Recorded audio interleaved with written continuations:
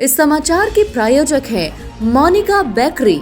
2/3 Kranti Kripalani Nagar, Annapurna main road, Maharashtra bank के सामने, इंदौर। इस न्यूज के प्रायोजक हैं दास बेकर्स, स्थान Shiv Shakti villa, plot number 87, scheme number 103, दुकान नंबर 2, केशरबाग ब्रिज के पास, Indore.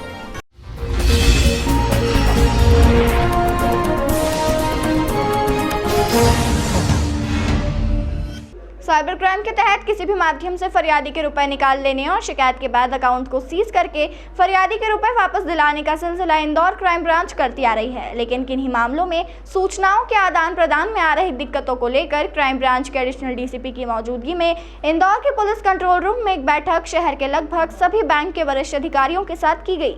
Police control room Regal तिराहे पर क्राइम ब्रांच के एडिशनल डीसीपी राजेश दंडोतिया की मौजूदगी में शहर इंदौर के बैंक के नोडल अधिकारी, मर्चेंट के नोडल अधिकारी बैठक में शामिल हुए थे। बैठक का मकसद बताते हुए एडिशनल डीसीपी राजेश दंडोतिया ने साइबर क्राइम के तहत होने वाले फ्रॉड और फरियादी के रुपए सोशल मीडिया के अलग अलग अकाउंट में चले जाना और उन्हें शिकायत मिलने पर संबंधित बैंक का अकाउंट फ्रीज करना और विक्टिम के रुपए वापस दिलाना पहली प्राथमिकता होती है। कभी कभी सूचनाओं के आदान प्रदान में देरी के चलते किन्हीं मामलों में हो रही देरी आगे ना हो और विक्टिम परेशान ना हो, जिसमें आए हुए नोडल अधिकारियों ने एडिशनल डीसीपी को सुनने के बाद अपने सुझाव भी रखे।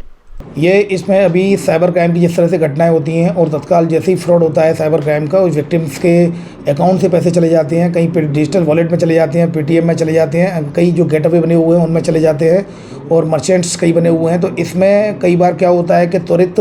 कार्रवाई करने के उपरांत भी तत्काल मेल भेजने के बाद भी वो समय सीमा पर वो जानकारी नहीं आ पाती है, समय सीमा वो पैसा फ्रीज नहीं हो पाता है। ऐसी स्थिति में चूँकि हमारा ये मोटिव रहता है क्राइम ब्रांच का जो इंदौर का, कि किसी भी तरह विक्टिम के साथ अगर साइबर फ्रॉड की घटना होती है तो तत्काल बैंक से संपर्क किया जाकर अगर वो अकाउंट में पैसा ट्रांसफ़र नहीं हुआ है और अगर वो अकाउंट में हम फ्रीज करा सकें उसको, अगर डिजिटल वॉलेट में गया है तो उसको वापस करा सकें, ये हमारी प्राथमिकता रहती है। तो इस बात को लेकर आज कंट्रोल रूम में, यहाँ रिगल चौराहे पर control room, mini control room में यहाँ पर एक मीटिंग आयोजित की गई थी जिसमें कि सभी बैंकों के नोडल अधिकारी आए थे। इसके अलावा जो कि गेटवेज है उनके भी नोडल अधिकारी आए थे और इसके अलावा जो मर्चेंट्स हैं उनके भी नोडल अधिकारी आए थे और इनसे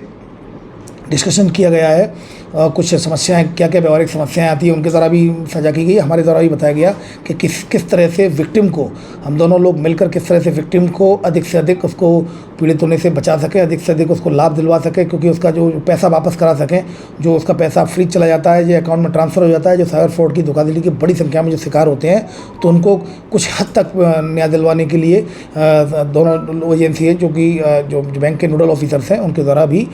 ये कहा गया है कि वो भी अपनी स्पीड जो त्वरित जो मेल्स आते हैं उन मेल में भी तुरंत रेस्पॉन्स देंगे और भी संबंधित जानकारी मांगी जाती है उनको भी